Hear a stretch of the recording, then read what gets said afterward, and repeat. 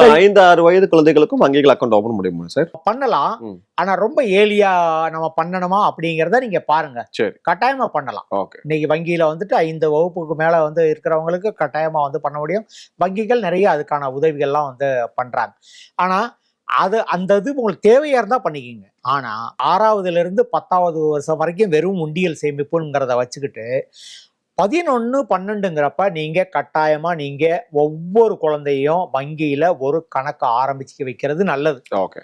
கணக்கு வச்சு ஆரம்பிச்சு உண்டியல்ல சேர்த்த பணத்தை அந்த குழந்தையே வங்கியில போய் போடுற மாதிரி ஒரு அமைப்பை நீங்க உருவாக்குனீங்கன்னா வங்கி நடைமுறைகள் என்ன அப்படிங்கிறது அந்த குழந்தைக்கு தெரியும். ஸோ வெளி உலகம் என்னங்கிறத வந்துட்டு புரிய ஆரம்பிக்கும். தன்னுடைய பணத்தை அவங்களே எப்படி நிர்வாகம் பண்றாங்கிற ஒரு புரிதல் அவங்களுக்கு இருக்கும்.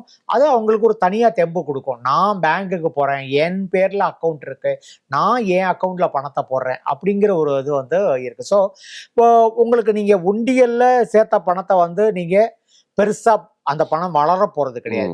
இந்த பணம் பாதுகாப்பா தான் இருக்குமே வந்து வளர போறது கிடையாது. ஆனா நீங்க வங்கியில போய் சேர்த்தீங்கன்னா குறைஞ்சபட்சம் சேவிங் பேங்க்ல வச்சிருந்தீங்கன்னா கூட அது 3% உங்களுக்கு ரிட்டர்ன் கொடுக்கும் இல்லையா?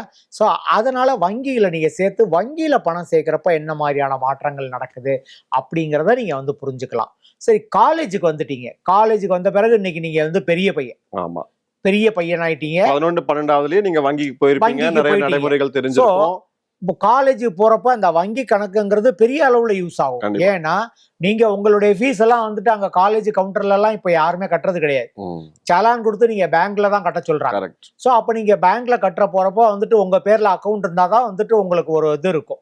அட்லீஸ்ட் வந்துட்டு ஃபர்ஸ்ட் டைமாவது நீங்க கட்ட விட்டுருவாங்க. 2வது பேங்க்லயே வந்து எல்லா ஸ்டூடெண்ட்ஸுக்கும் நீங்க வந்து வங்கி கணக்கு ஆரம்பிச்சிடறாங்க. அந்த வங்கி கணக்கு முன்னாடியே இருந்ததுன்னா நீங்க ஆட்டோமேட்டிக்கா நீங்க வந்து அதை பண்ணிடலாம். கல்லூரி மாணவர்கள் 3 வருஷம் வந்து காலேஜில் படிக்க போறாங்க. சம்டைம்ஸ் அவங்க பிஜியும் படிப்பாங்க இல்லையா? ஸோ அவங்க 5 வருஷம்லாம் இருக்கலாம். இன்ஜினியரிங் காலேஜில் படிக்கிறவங்க எல்லாம் வந்து 4 வருஷம் படிக்கிறாங்க.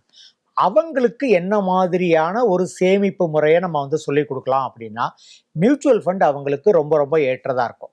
மியூச்சுவல் ஃபண்ட்னா சந்தை அபாயங்களுக்கு உட்பட்டது, அதுல போய் நம்ம ஸ்டூடெண்ட்ஸ் எல்லாம் சொல்லலாமா நினைக்காது. ஆனா கட்டாயமா ஒரு ஸ்டூடெண்ட் இன்னைக்கு இருக்கிறவங்க அவங்களுடைய ஃபியூச்சர்ல மியூச்சுவல் ஃபண்ட்ல முதலீடு பண்றதுக்கு நிறைய வாய்ப்புகள் இருக்கு. அதுக்கான வழிகளை கல்லூரியிலே கற்றுக் கொடுத்துட்டோம்னா அவன் வந்து என் காலேஜ் எனக்கு சேமிப்பு கற்றுக் கொடுத்தது அப்படிங்கிற ஒரு நன்றி விசுவாசம் கடைசி வரைக்கும் இருப்பான்.